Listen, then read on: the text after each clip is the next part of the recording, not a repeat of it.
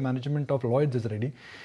Mr. Balasubramanian Prabhakaran, Managing Director of Lloyds Metals and Energy, joins us now. And first, let's understand from the management that why have they raised 4,100 crore, and what would be the use of this proceed, and how will this change life for the company?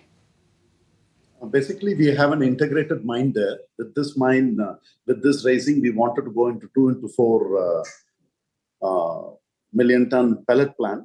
And with our internal accrual, we are also building up a slurry pipeline. The entire proceeds will go towards getting up a pellet plant, for which we have already the required land and the clearances. This proceeds will be entirely used for the purpose of building up the pellet plant. Mr. Prabhakaran, what is your total iron ore mining capacity currently, and how much then do you plan to increase it by? The present clearance what we have is 10 million ton per annum. We have done a complete evaluation of the total resources, and we are now proceeding to get a clearance for 25 million ton, for which the mining plan has been approved. And also in this, we are also putting up a beneficiation plant, which will help us to upgrade the ore so that the impurities which is there will be taken out in the mine itself. The total energy cost required to make steel will come down. Ultimately, it will be a 25 million ton mine, which we are in the process of getting the clearances. And how much time will all the clearances and approvals take? So the basic thing is the mine plan approval, which we have already got. Now we have to go for the consent about the environmental clearance. We expect it in the next 9 to 12 months, we should be able to get our clearances. Morning, Mr. Prabhakaran. Give us a sense as to what the outlook is then when it comes to the iron ore production target for FY25 and 26, and what would be the outlook when it comes to your capacity utilization, what it currently stands at and what it could potentially go to? So from 10 to 25, when we move in, it's one of the new supply chain which is coming on the western side of India. So definitely this will also be one of the main supply points to the western side of industry and including central India. So we might, since we have a slurry pipeline, it's a very ecologically less carbon footprint happens there, because we are moving it entirely through the slurry pipeline, and then we are roading it to the railways to various customers also. So we believe that this outlook of 25 million, we will have about 10 million for our own consumption, and the rest 15 million might go to the other customers who need this iron ore on this part of India. Mr. Prabhakaran, what's the number that you're working with when it comes to your FY25 revenue and EBITDA, and FY26 as well? So basically on the future, we don't want to go on the numbers, right? But right now, since we have these projects to come in and we are establishing, we are very robust, because India as such needs more iron ore with the more steel capacity coming in. So we believe that iron ore and steel will have a robust market demand. With this, we also believe that the numbers, when we may have a robust demand, but we don't want to go into the finite numbers, because there may be a small cyclic changes according to the demand supply. The good part of our area is we have into the new logistic area, so availability of rakes and evacuation systems are much easier. So very clear that 25 coming in, we will have one of the mines on the western India with a very high grade of ore. So with this, our grade of ore, we believe that we'll be able to be the first man to be asked for the better grade to the supply to the various steel makers.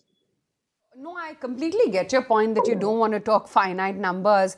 But given that you're talking with such confidence and you're talking about extremely robust numbers going forward, the fact that in FY24 alone, your revenue was at about 6,500 crore rupees, EBITDA at about 1,700 thereabouts. Purely in percentage terms, what is it that we're looking like at 1 to 2 years from now? Be it cyclicality as well at play. So that's why I'm not getting into any quarterly numbers. But what is happening now, we are adding up with 10 million of pellet capacity, which is a significant increase in the capacity on this region. That also is again having a better bottom line to the company. And the transportation cost through slurry pipeline also reduces the transport cost. And also our 25 million, where we will have 15 million of merchant material to be supplied. I feel the numbers are very great, but I like to wait for the right clearances to come and then talk about the numbers. So you move from iron ore to pellet. What changes in terms of realization for you? For example, if earlier you were getting a return on equity which was based on the iron ore capacity, because of pellet capacity, your return ratios will improve. So what changes once the pellet business kicks in terms of the return ratios and margins? You can tell us that. So I can tell, because basically it is the logistic cost which saves off, because the entire mine is going to transport this iron ore through slurry pipeline, which is obviously a big delta in the cost saving of the transportation cost. And between pellet to iron ore, there is always a margin in the domestic market according to the grade of ore.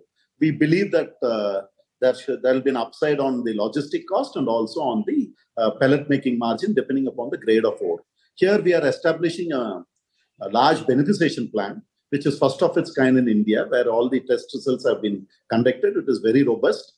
The grade which comes in will have very less alumina and very less silica. With this very less alumina and silica, the energy cost comes down drastically. So the numbers will be very robust, and I think we'll do very well, because quantum also doubles and pellet also increases, and also pipeline transportation also reduces carbon footprint and also the cost of transportation. The trend in iron ore pricing, because we are getting very mixed reports. I mean, there's a news flash which came yesterday which said that HR steel prices have come down. 3 weeks ago, I read a news flash which indicated that iron ore prices in Japan have gone higher. So what is the trend in iron ore pricing in last 1 month, and where do you see the trend could move for the second half of this year? So basically, if you look at it, the monsoon is coming in. With the monsoon coming in, there is always a supply gap which comes in, especially Orissa, Jharkhand, Chhattisgarh, and now Maharashtra. These are the 4 areas. So we believe that the price might be very robust, because it's not only, let's not talk about Japan on the global market. We'll be more concentrated on the domestic sale of iron ore. So definitely with the coal prices softening, people will like to use the better grade of iron ore. So we believe that there will be a premium given to us because of the grade what we produce, like how 61, 62, we maintain 63 plus with less alumina silica. So we believe that the prices might be very stable. And monsoon is going, we have to wait into the monsoon, because monsoon affects the production in all the mine. So there also has to be a demand supply on the supply of iron ore coming in the monsoon season. All right, sir, really appreciate your time. Glad you could join us, and good luck for the future. Thank you very much. Thank you very much. Thank you. If you like this video, then like, share and subscribe to ET Now.